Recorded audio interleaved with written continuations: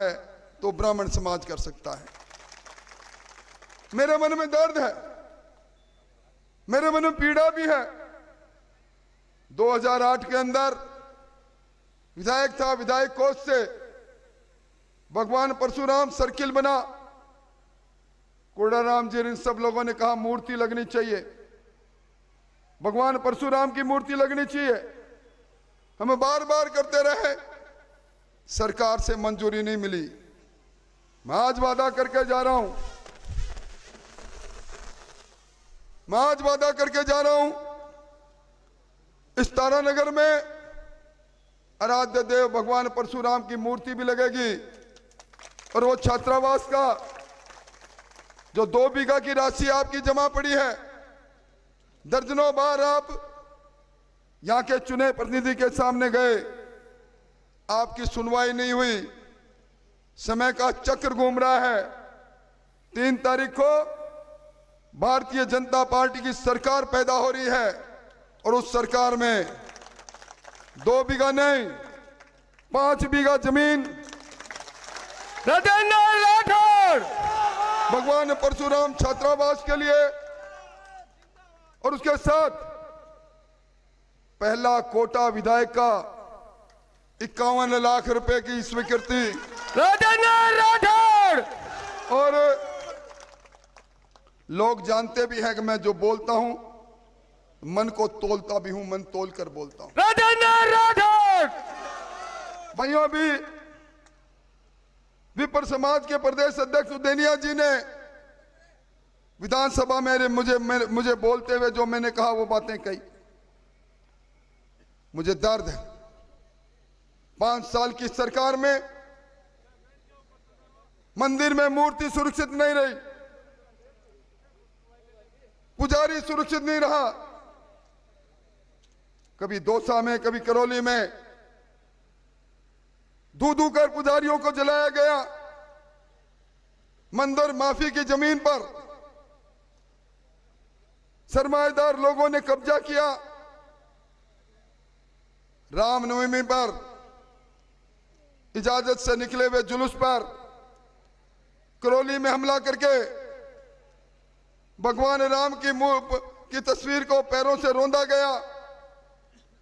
उदयपुर के अंदर कलेक्टर ने फरमान जारी कर दिया, हनुमान जयंती पर हनुमान जी की पताका लगा डाली, शहर में लगा डाली। उदयपुर में अखबारों में आपने पढ़ा होगा, मुकदमा बना डाला।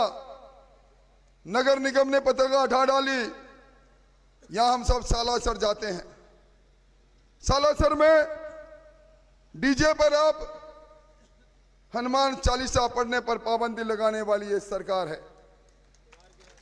यह सरकार वो सरकार है जिसने सालासर के अंदर वो दरवाजा, जिस दरवाजे से आप और हम निकले, जिसमें राम दरबार बना हुआ था, उस दरवाजे के साथ राम दरबार को ढाने का काम किया, तोड़ने का काम किया।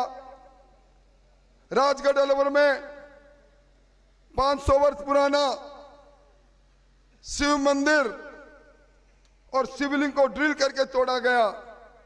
एक तरफ ये सरकार और दूसरी तरफ नरेंद्र मोदी जी के दूत के रूप में यह व्यक्ति आपसे बात कर रहा है, जिन्होंने 500 वर्ष के संघर्ष को, हम कहते रहे रामलला हम आएंगे, मंदिर वहीं बनाएंगे। कुछ लोग कहते हैं कि तिथि नहीं बताएंगे। अब वो मंदिर तैयार हो रहा है। दिसंबर के अंदर आप रामलीला का जन्म जहां हुआ था उस मंदिर के दर्शन करो। भारतीय जनता पार्टी एक तरफ मंदिर बनाने वाली पार्टी है और दूसरी तरफ मंदिर तोड़ने वाली पार्टी है। एक तरफ भगवा ध्वज को अपना स्वाभिमान मानने वाली पार्टी है और दूसरी तरफ भगवा लगाने पर मुकदमा करने वाली सरकार और पार्टी है।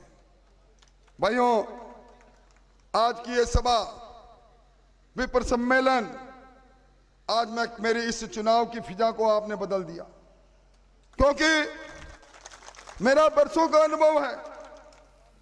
विपर कभी अकेला नहीं रहता। एक ब्राह्मण उसके पीछे चलने वालों की 100 की फौज है। आप मेरे लिए सुनवाई नहीं हुई। बाबा विजयदास 501वें दिन अपने शरीर पर पेट्रोल छिड़ककर आत्मदाह करते हैं, जय श्री कृष्ण करके इस सरकार के माथे पर बदनुमा दाग लगाकर अपना शरीर छोड़ देते हैं। कौन सी सरकार? और कल सरकार के मुख्यमंत्री जी आए, राहुल गांधी जी आए, जिनको पूरी दुनिया देश पप्पू के नाम से जानता है। वो आए, प्रेस के लोगों ने मुझसे पूछा कि सभा हुई है, तो मैंने कहा सभा हुई है। किसान को याद आ गया ये वही राहुल गांधी जी हैं जिन्होंने 10 तक गिना था, कर्जा माफी की बात कही थी और राजस्थान का किसान कर्जे माफी के चक्रव्यूह में फंसकर अपनी जमीन को नीलाम होता देखता रहा। अब मुख्यमंत्री जी कहते हैं बुढ़ानिया जी को जिता के भेज दो, नहर बना दूंगा। गहलोत साहब, आपकी सरकार 5 साल तक चली, 5 साल तक आपको याद नहीं आया। अब चिड़िया चुग गई खेत तो अब आपको याद आया है। भाइयों, ये सरकार नहीं सर्कस थी। सर्कस में जिस तरह जोकर आते हैं, सरकार के मंत्री इस सरकार के सामने सरकार का उपहास उड़ाते रहे। राजस्थान की विधानसभा, राजस्थान की सबसे बड़ी पंचायत, एक मंत्री खड़ा होकर कहता है हमारी सरकार का अलाइनमेंट खराब है। दूसरा मंत्री कहता है हमारे यहां बहन बेटी सुरक्षित नहीं है। और जब उस मंत्री को बर्खास्त करते हैं तो वो लाल डायरी लेकर आता है और कहता है इसके अंदर गहलोत साहब आपके कारनामे लिखे, आपके बेटे के कारनामे लिखे। सरकार भड़क उठती है। इस सरकार के चलते कोई वर्ग ऐसा नहीं जिस वर्ग को हैरानी और परेशानी नहीं हुई। नौजवानों के अरमान लुटते चले गए। नौजवानों को पेपर लीक ने नौजवान को परेशान किया, नौकरियां लूटती देख ली हमने। भ्रष्टाचार की भट्टी ऐसी जली, आपके इस तारानगर में थाना कचहरी नीलाम होती रही। एक थानेदार जी यहां SHO थे, चूरू आ गए। मैं प्रतिपक्ष का नेता हूं, मुझे कैबिनेट मिनिस्टर का दर्जा प्राप्त है। मेरे आगे भी पुलिस चल रही थी। मैंने थानेदार जी को पूछा आप यहां कैसे पधारे आए? बोला सही सही बोलूं साहब, पहले साहब ने कहा इतने रुपए मंथली देनी पड़ेगी, मैंने 1.25 साल तक दी। फिर मेम साहब का हुक्म आ गया कि साहब के साथ साथ मेम साहब का भी अब 2-2 को मंथली दूंगा तो लूटूंगा कितना। ये हालात। इसलिए भाइयों, मैं तो यही कहूंगा, इस पेपर लीक ने उस कन्हैयालाल पारीक को आत्महत्या करने के लिए मजबूर किया। उस मंदरपुरा का, उस नौजवान का सुसाइड नोट अखबारों में छपा। उसने लिखा पिताजी आप धान मंडी